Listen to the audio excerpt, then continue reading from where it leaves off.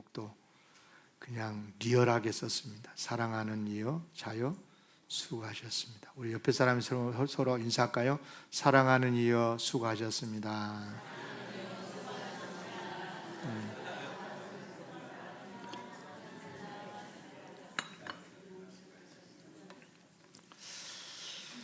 사람은 누구나 이맘때가 되면요, 마음의 계산기를 두드려 봐요. 한 해를 내가 잘 살았나, 가정도 회사도 건강 모든 부분에서 신앙생활까지 체크를 해보는 거죠. 그래 여러분 어떻게 잘 사셨는지 모르겠어요. 흑자였나요? 적자였나요? 흑자라고 생각이 된다면 교만하지 말고, 내가 잘나서 그랬다 생각하지 말고 하나님의 은혜로 알고 감사하시길 바라요. 또 적자였다는 생각이 드십니까? 그렇다면 낙심하지 말아요. 여기까지 살아온 것 하나님의 도우심이었고요, 감사의 줄로 믿습니다. 요즘 최근에 이제 제 주변에 사랑하는 가족들이 이제 떠나는 경험을 많이 하는데, 지난 주간에도 성탄절 때 제가 여수로 갔다 왔어요. 급히 제 산춘 형이 안수 집사님인데 세상을 떠났다는 말을 듣고 갔다 왔어요. 제가 딱 그랬어요. 형, 천국에서 봬요. 참 천국을 소망하고 산다는 것은 큰 복인 줄로 믿습니다.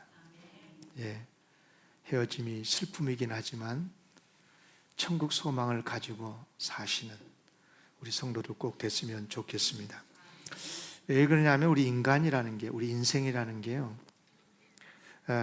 우리가 생각하는 소위 흑자, 적자, 이것으로는 바르게 판단이 안 돼요. 우리에게는 정말 더 중요한 게 있거든요. 그게 뭐냐면 흑자였든 적자였든 간에 지금까지 살아내느라고 애쓴 우리가 너무너무 소중한 존재라는 거예요. 아멘. 그냥 흑자 좀 했다고 그냥 교만하고 그래서도 안 될 인생이지만, 조금 손해봤다고 그래가지고 마치 세상이 다 무너지는 것처럼 절망하고 그럴 사람들이 아니에요. 우리는 흑자 적자 상관없이 우리 자신 자체가 주님 안에서 가장 존귀한 존재인 줄로 믿습니다. 그래서 저는 여러분들에게 축복하고 싶어요. 금년 한 해도 잘 사셨고요, 정말 축복합니다. 여러분 최고입니다. 아멘. 저한테도 최고고 하나님께도 최고고, 여러분 자신도 스스로 자기 자신을 최고로 여기시는 시간이 됐으면 좋겠어요. 사실 오늘 말씀이 그런 뜻이거든요. 오늘 본문 말씀을 보면 우리 인간의 삶에 있어서 정말 무엇이 중요한가, 가장 중요한 게 뭔지, 이런 것들을 가르쳐주는 말씀인데요, 요한 3서는 잘 아시다시피 성경 중에 가장 짧은 성경 한 장으로 되어 있잖아요. 예수님의 제자였죠. 사도 요한이 가이오라고 하는 사람에게 쓴 편지인데 1절에 보면 그러잖아요. 장로인 나는 사랑하는 가이오 곧 내가 참으로 사랑하는 자에게 편지하노라. 이 문장 자체가 굉장히 저자인 사도 요한이 정말 이 가이오를 얼마나 사랑했는지 알 수 있어요. 그냥 장로인 나는 사랑하는 가이오에게 편지하노라 그러대잖아. 그런데 사랑하는 가이오 곧 내가 참으로 사랑하는 자에게, 얼마나 사랑했으면 이렇게 반복어를 써가면서 이렇게 강조를 하고 있는, 참 감동스러운 건데, 그러면서 2절에 보면 이렇게 축복을 하죠. 우리가 너무 우리 한국교회 그리스도인들이 좋아하는 성경 구절이죠. 같이 한번 읽어요. 시작. 사랑하는 자여 내 영혼이 잘됨같이 내가 범사에 잘되고 강건하기를 간구하노라. 아멘. 익히 잘 알겠습니다마는 이 말씀이 우리 한국교회에서 유명하게 된 여러 가지 요인 중에 하나는 조용기 목사님의 해석 때문에 그랬던 것 같습니다. 뭐 여기 가까이 여의도 순복음교회에서 목회를 잘 하시고 지금은 이제 천국하셨습니다마는 소위 조용기 목사님이 말씀을 어떻게 해석했냐면 소위 삼박자 축복으로 해석을 했었어요. 그러니까 영혼이 잘 때면 영혼은 말 그대로 우리의 신앙의 차원, 신앙의 영역이고, 그리고 범사가 잘 되기를 바란다 했잖아요. 범사는 말 그대로 가정의 일이나 뭐 학업이나 사업 등의 소위 삶의 차원을 말하는 거고, 그리고 강건하기를 원한다는, 강건은 건강으로 해석을 해가지고 육체의 건강을 말한다. 그래서 이 세 가지만 잘 되면 이 세상에서 완벽한 그런 인생을 살게 된다. 이제 이 말씀에 정말 많은 성도들이 열광을 하고 여의도로 모였고, 많은 우리 한국교회 그 가난했던 어려운 시절에 정말 평생 기도 제목으로 삼았다는 것을 잘 알고 있습니다. 그러나 여러분, 조영기 목사님의 이런 해석에는 많은 문제가 있었다는 것을 이제 우리가 알게 됩니다. 여러분, 이제 이 말씀이 조영기 목사님 식으로 해석을 하면 좋아하실 분들은 있어요. 예를 들어서 신앙생활에 늘 감사하고 만족이 되고, 또 교회에 열심히 충성하고, 신앙생활이 좋고 행복하고, 그리고 또 이제 범사, 감사, 가정이나 사업이나 뭐 이런 자녀들까지도 다 원만하게 잘 되고, 또 아픈 데 없이 건강하게 되면 그런 성도들에게는 이 말씀이 굉장히 위로가 되고 힘이 되겠죠. 그러나 반대로 신앙생활이 어려워졌다거나, 예를 들어서 또 뭐 가정에 우환이 생겼고, 뭐 자녀들이 잘 될 것 같았는데 잘 안 되고, 경제적으로도 어렵고, 또 심지어는 몸이 아프면 그런 성도들에게는 나는 하나님께 사랑받지 못해서 그런 것이 아닌가 하면서 절망할 수도 있기 때문에 그렇습니다. 저는 장로교회 목사잖아요. 장로 신학함이라는 게 굉장히 중요해요. 그래서 신학이 왜 중요하냐면 성경을 어떤 관점에서 해석하느냐는 건데, 그런 의미에서 저는 이 말씀을 조영기 목사님이 해석하는 게 동의 안 돼요. 처음부터 그랬어요. 처음부터 저는 그런 해석에 동의가 잘 안 됐고, 그러면 어느 부분에서 제가 걸렸냐면, 다 좋다, 다 좋은데, 그러면 강건하기를 바라는 강건을 육체의 건강이라고 해석한다면, 그러면 천국 어떻게 가냐? 아파야 죽고 죽어야 천국 가는데, 그 전에 예수님이 오신다면 모르겠지만, 그래서 저는 동의가 잘 안 되더라고요. 그러니까 그래서 오늘 저는 이 시간에 이런 좋은 축복의 말씀이 여러분들이 오해가 없기를 바라고, 또 2025년 한 해를 열심히 살아온 우리를 스스로가 격려하기 위해서 이 말씀의 본래 의미를 여러분들에게 설명을 하면서 말씀을 나누려고 해요. 이 말씀을 잘 보시면 2절 이 말씀에서 핵심 구절, 핵심 단어는 뭐냐면 잘 되다라는 거예요. 따라서 잘 되다. 내 영혼이 잘됨 같이 범사에 내가 잘되기를 원한다 그랬잖아요.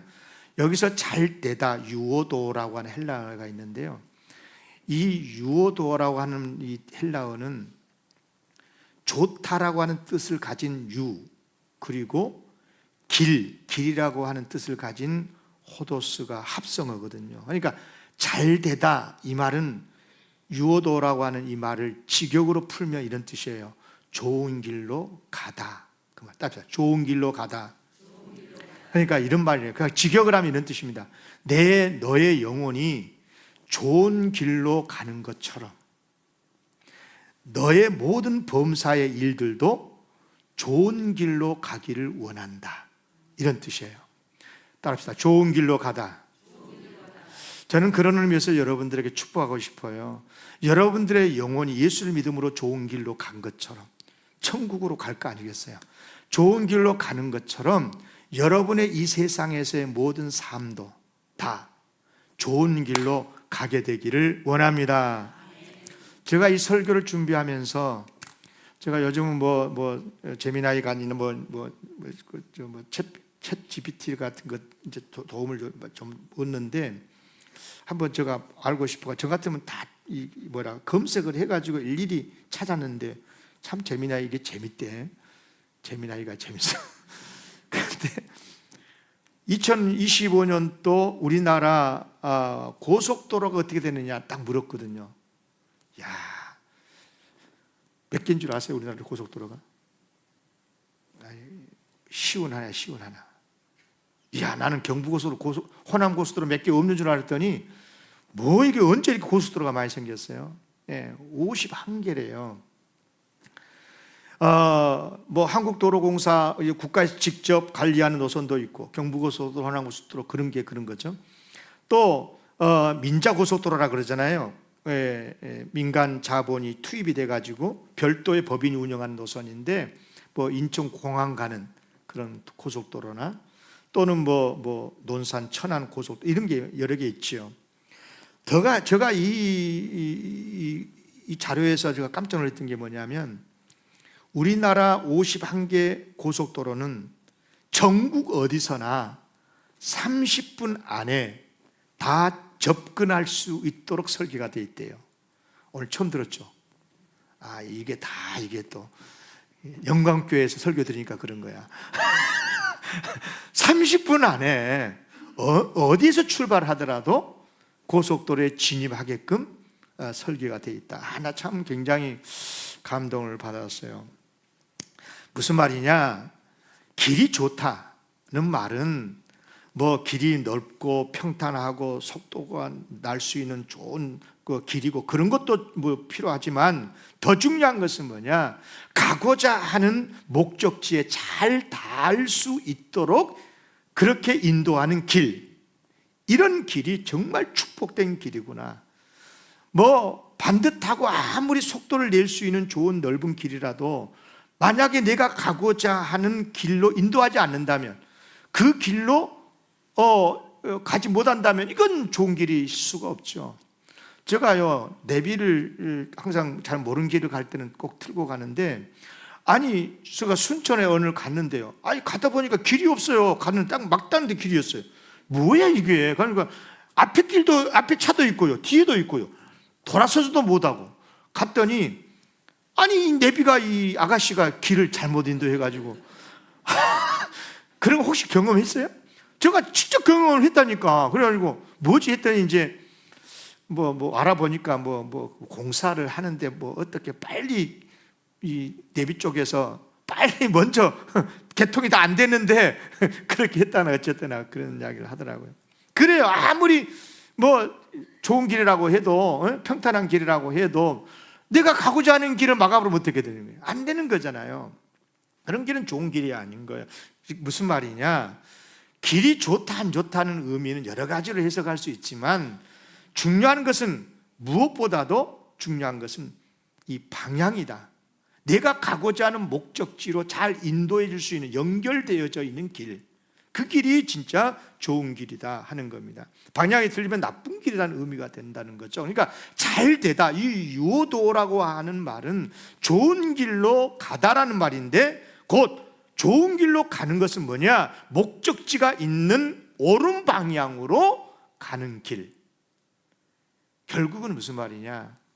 잘 되다라고 하는 이 말의 뜻은 결국은 옳으냐 바르냐 그런 의미라는 겁니다. 바른 길로 가기를 원한다, 옳은 길로 가기를 원한다는 거예요. 그렇습니다. 그런 의미에서 우리 그리스도인들이 가장 추구해야 될 가치가 뭐냐면, 내가 가는 이 길이 옳으냐 바르냐 하는 것이 기준일 건데, 아무리 내가 원하는 대로 잘 술술 풀리고 형통하고 그렇게 하더라도 옳은 길이 아니면 안 된 것이에요. 그 못된 길인 거예요, 그게요. 그러면 이제 중요한 것은 뭐냐? 가장 옳고 바른 것이 무엇이냐는 거예요. 이제 이것을 딱 물었을 때 거기에 대해서 답이 명료하게 나와야 돼요. 그리고 그 답을 들어보면 그 사람의 신앙을 알 수 있고 그 사람의 인생의 가치를 알 수가 있는 거예요. 여러분은 지금까지 살 때 내가 그렇게 사느냐 못 사느냐는 것은 다음 문제고, 여러분들이 생각할 때 가장 옳은 길이다, 가장 바른 길이다 라고 여기고 있는 그것이 뭐예요? 오늘 그것을 가르쳐줘요. 본문에서 따라합시다. 하나님의 뜻. 하나님의 뜻. 그러니까 내가 지금 어디쯤 왔든지 간에 어느 길에 서 있든지 간에 하나님이 원하시는 뜻대로 가는 길에 내가 서 있느냐, 그렇다면 그것이 축복된 길이고 잘 되는 길이다, 그 말입니다. 그러니까 옳음과 이 발음의 원천은 하나님의 말씀이면 그것이 무조건 옳은 거고 바른 말씀이다. 그리고 하나님의 말씀대로 따라가면 그것이 옳은 길로 가고 있는 거고 바른 길로 가고 있는 거다. 그렇게 믿으시기를 바랍니다. 이건 사도 바울도 그렇게 말씀을 했었어요. 사도 바울도 여기까지 왔죠. 사도 바울도 뭐라고 그랬냐면, 모든 성경은 하나님의 감동으로 된 것인데 교훈과 책망과 바르게 함과 의로 교육하기에 유익한, 이는 하나님의 사람들로 하여금 온전하게 하고, 무엇이? 하나님의 말씀이 모든 선한 일을 행할 능력을 갖추게 한다. 무엇이? 하나님의 말씀이. 아멘. 그렇게 믿고 신앙생활을 해야 한다는 것입니다. 그러니까 우리가 옳으냐 그르냐, 다른 도덕 시간에 배운 거 그것 말고, 학교에서 배웠던 그것 말고, 우리 기독교인이라면 옳으냐 바르냐 그것을 얻으려면 하나님의 뜻대로 가야 된다는 것입니다. 하나님께서 가르쳐 주신 대로 가야 된다. 아무리 내 생활이 지금 풍족하고 원하는 대로 되어 있다고 하더라도 만약에 하나님이 원하시는 길로 가지 않고 있다면 바르게 가고 있는 게 아니에요. 잘되게 살아가고 있는 게 아닌 거예요.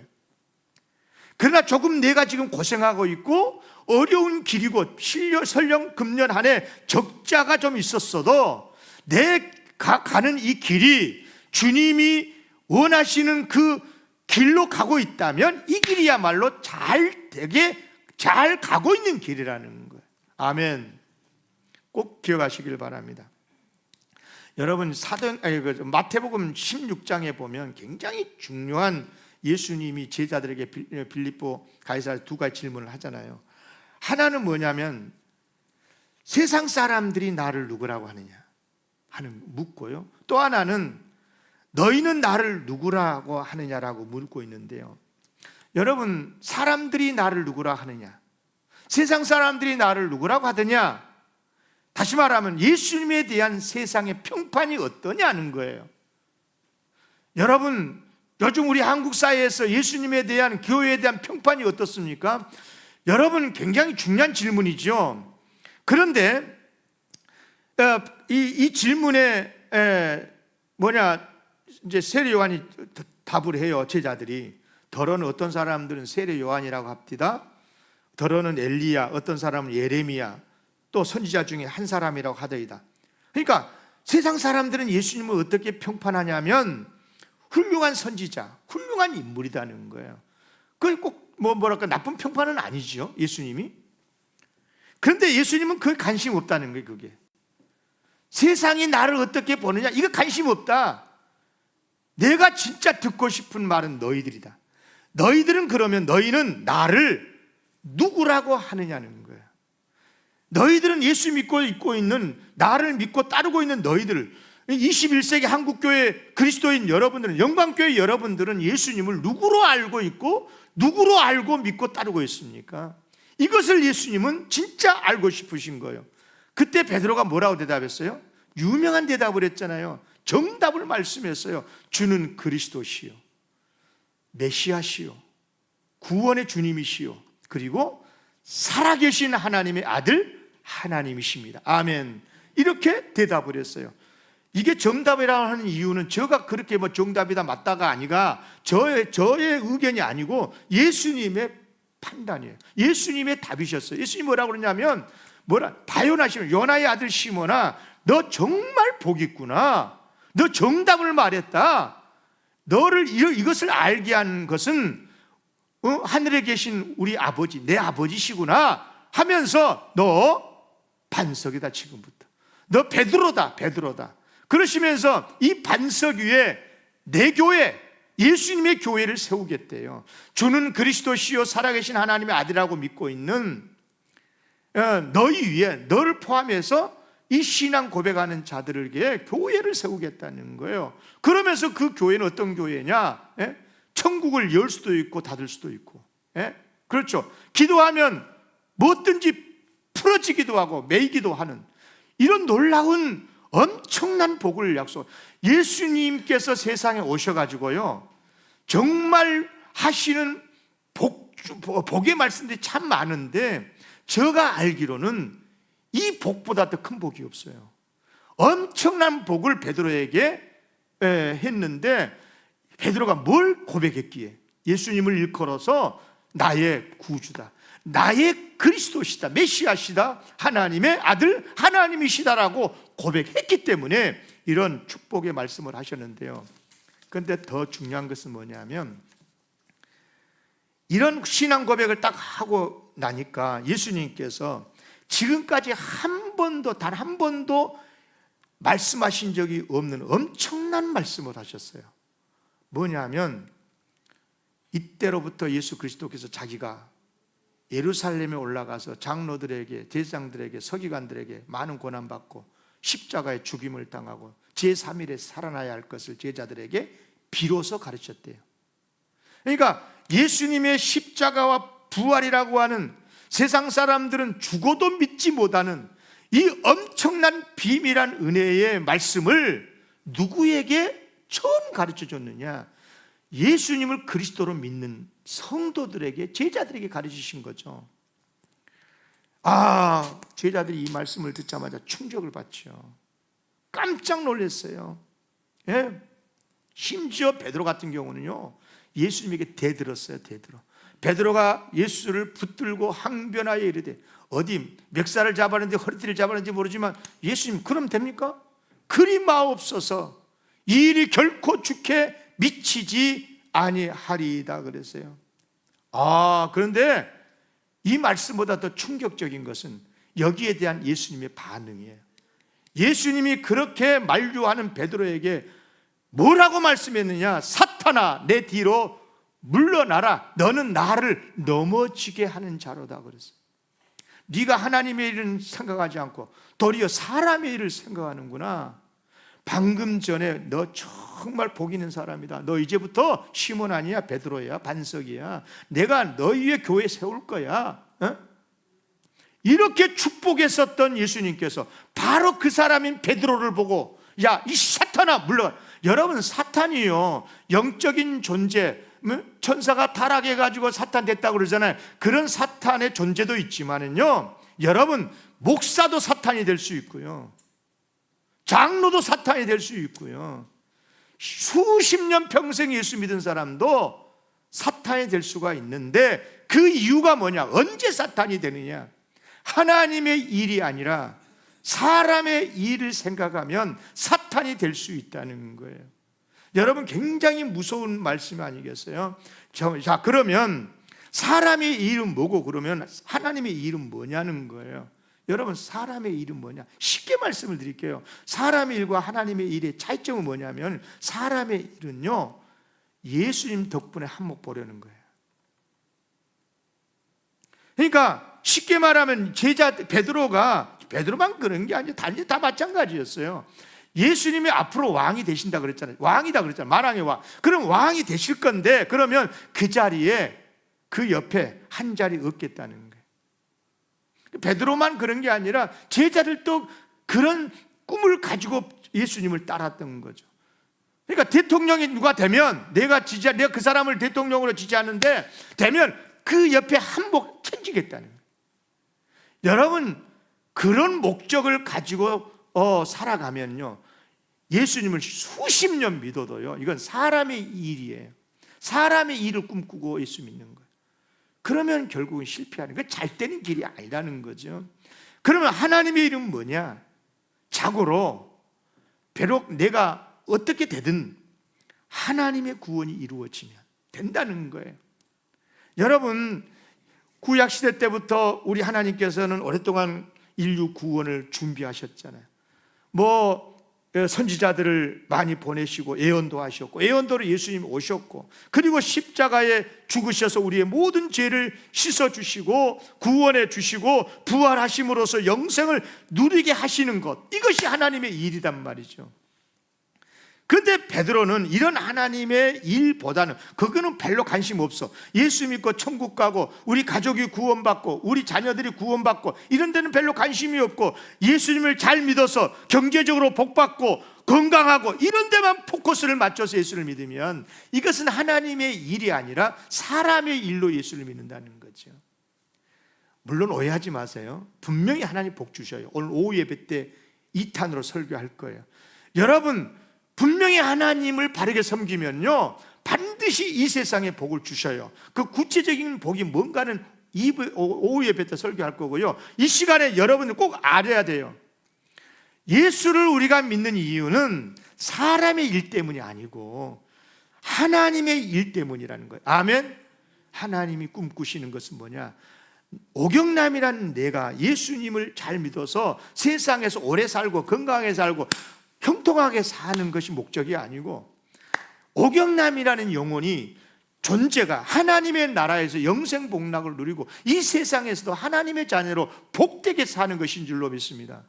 이걸 꼭 기억을 하셔야 돼요. 그런데 이 사람의 일에 덫이라는 게 참 무섭습니다. 예수님도 걸렸었어요.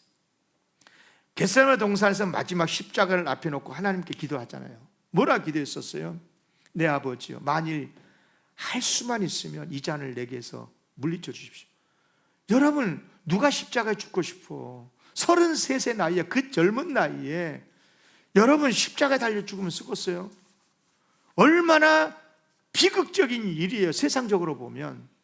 그러나 곧장 그것은 사람의 일이라는 걸 알았기 때문에 기도 딱 바꾸잖아요. 그러나 내 원대로 마시고 아버지의 원대로 되기를 원하나이다. 하나님의 일을 이루십시오. 그리고 순종해서 십자가를 지시지 않습니까? 왜? 그것이 옳고 그것이 바른 길이기 때문에. 아멘. 과연 예수님께서 그 바른 길, 그 좋은 길, 십자가의 길을 가셨기에, 하나님의 뜻이 이루어지는 길을 가셨기 때문에 그 덕분에 우리가 구원받게 되는 줄로 믿습니다. 예수님은 구원자가 되셨고 만왕의 왕이 되셨고 만주의 주가 되신 거죠. 인간편으로 생각하면 십자가 지지 않고 고통당하지 않고 사람들에게 환호받고 왕이 되면 그것이 잘된 길이고 좋은 길일 수도 있겠어요. 그러나 여러분, 아무리 그렇게 된다고 하더라도 그것이 싫어서가 아니라, 만약에 하나님께서 우리를 부르시는 목적대로 그 목적지에 이를 수 없게 된다면 이것은 하나님이 기뻐하신 일이 아니고, 이거는 좋은 길도 아니고. 그래서 3, 4절과 앞에 2절 말씀을 바르게 이해하려면 3, 4절의 뜻을 알아야 돼요. 3, 4절 제가 읽어볼게요. 형제들이 와서 내게 있는 진리를 증언하되, 내게 있는, 그러니까 가요라고 하는 사람의 형편을 알려줬는데, 소문을 알려줬는데 뭐라고 그러냐면, 네가 진리 안에서 행한다 하니 그래, 감사하다, 내가 심히 기쁘다. 내가 내 자녀들이 진리 안에서 행한다함을 듣는 것보다 기쁜 일이 없다. 아멘. 여기 주목해서 말씀이 뭐냐? 진리라는 겁니다. 진리.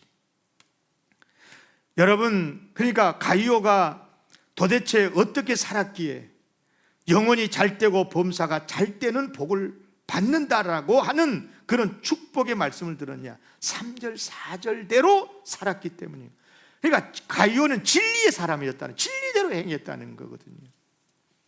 글쎄요, 저는 가이오를 잘 몰라요. 성경에서 안 가르쳐주고 있어요. 그런데 전체 한 장이니까 금방 읽을 수 있는데, 읽어보면 딱 짐작이 된 게 있어요. 아주 어느 정도 신앙생활 오래 했다는 것을 알 수 있고요, 교회에서 어느 정도 중직자였다는 걸 알 수가 있고, 그리고 성품도 굉장히 너그러워서 순회 전도자들을 잘 영접하고 접대했다는 그런 정도는 알 수가 있어요. 그런데 우리가 그를 귀하게 여기는 것은 뭐냐면 그분이 훌륭한 신앙인이었다, 신분이 높았다, 힘을 가졌다, 그게 아니라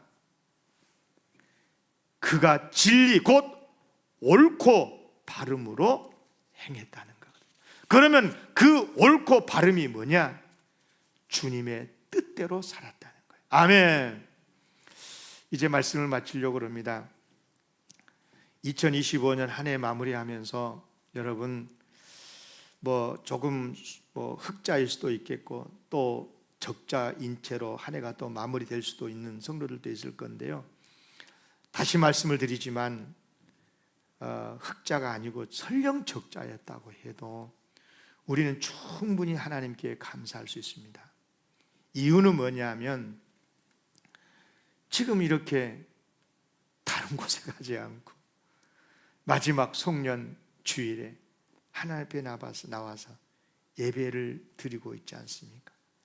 진리의 근원 대신 하나님께 경배하는 예배자로 여기에 있다면 여러분 충분히 그 자체로 복된 사람인 줄로 믿습니다. 그래서 제가 여러분들이 혹 저에게 목사님 저 올 한 해 잘 살았을까요? 라고 물으신다면 제가 이렇게 대답해 드리고 싶습니다. 눈을 크게 뜨고 읽어보세요. 그럼요. 잘 살았지요. 잘 되고 있어요. 아직 인생 끝나지 않았거든요. 진심으로 축복해요. 한 해 동안 수고하셨고요. 앞으로도 잘 되실 줄로 믿습니다. 아멘. 착각하지 마세요. 오경남이가 선하고 착해서 여러분들에게 이렇게 축복한 게 아니에요. 성경에 근거가 있어요.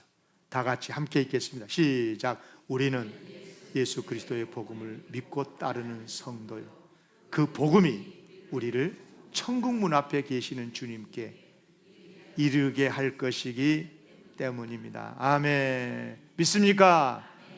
아멘. 기도하겠습니다. 하나님 아버지 감사합니다. 여기까지 도우시고 인도하시고